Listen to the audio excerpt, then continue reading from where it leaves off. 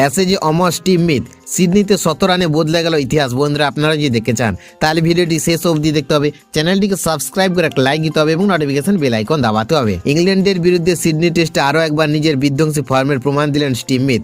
ম্যাচের প্রথম ইনিংসে দুর্দান্ত ব্যাটিং করেন তিনি, একটি অনবদ্য শতরান করেন। অস্ট্রেলিয়ার 3 ব্যাটার দ্রুত প্যাভিলিয়নে ফিরে যাওয়ার পর চাপের মুখে ব্যাট করতে নামেন স্মিথ, কিন্তু শুরু থেকে তিনি দেখিয়ে দেন কেন তাকে এই প্রজন্মের অন্যতম সেরা টেস্ট ব্যাটার বলা হয়। প্রথম বল থেকে আত্মবিশ্বাসী স্মিথ একের পর এক নজর কাড়া শট খেলতে থাকেন। ইংল্যান্ডের বোলাররা ধীরে ধীরে দিশেহারা হয়ে পড়েন তার সামনে। অবশেষে 166 বলে মোকাবিলা করে নিজের 100 রান পূরণ করেন স্মিথ। টেস্ট ক্যারিয়ারে এই তার 37তম 100 রান।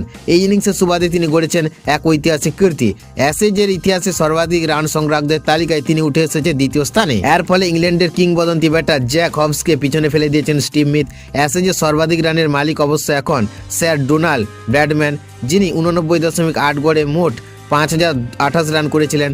হবস 41 ম্যাচে 71 ইনিংসে 3636 রান করেছিলেন, আর স্মিথ একই সংখ্যক ম্যাচে 73 ইনিংসে ব্যাট করে দ্বিতীয় স্থানে উঠে এলেন। অধিনায়ক হিসেবে এটি স্মিথের 18তম টেস্ট 100 রান, যা তাকে এই তালিকায় 4র্থ স্থানে রেখেছে। অ্যাশেজের ইতিহাসে এটি তার 13শ 100 রান। প্যাট কামিন্সের অনুপস্থিতিতে 4 ম্যাচে দলকে নেতৃত্ব দিয়ে স্টিভ স্মিথ দুর্দান্ত পারফরমেন্স করেছেন। 5 ম্যাচে 8 ইনিংসে 76-এর বেশি গড় রান করে তিনি আবারও প্রমাণ করলেন কেন তিনি টেস্ট ক্রিকেটের এক জীবন্ত কিংবদন্তি।